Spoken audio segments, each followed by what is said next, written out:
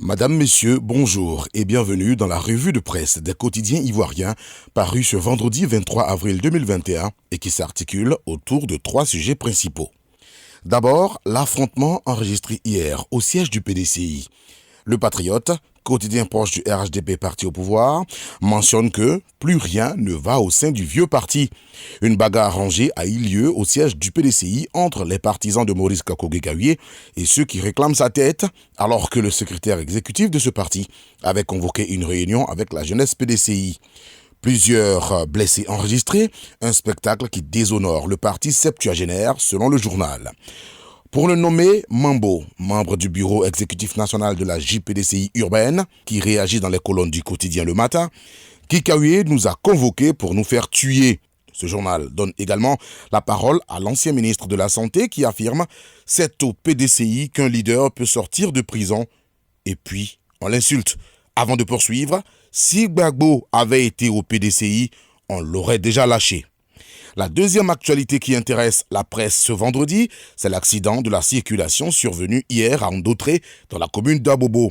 Notre Voix, Le Temps, l'Inter, Soir Info, Le Bélier Intrépide nous informent que cet accident de la circulation a fait 10 morts et plusieurs blessés. Le quotidien Le Rassemblement placarde lui à sa une « Trop c'est trop. Où est passée l'autorité ?» Vivement une répression conséquente. Pour ce tabloïd, les années passent et se ressemblent en Côte d'Ivoire en termes de comptabilité macabre causée par les accidents de la circulation, indexant l'indiscipline des automobilistes, notamment les transporteurs, le laxisme des forces de l'ordre, ce qui conduit à une sorte d'impunité, terreau fertile pour conduire à la mort sur la route.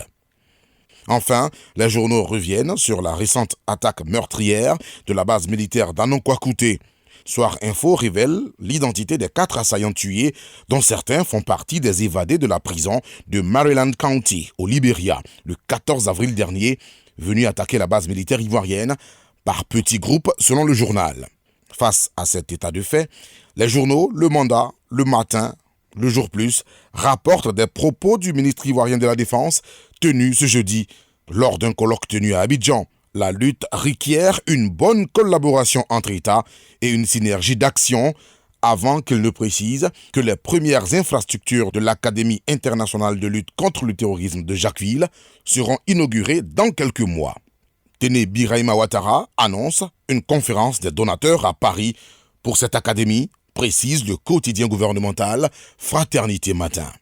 À vos journaux et bonne lecture. Radio de la paix.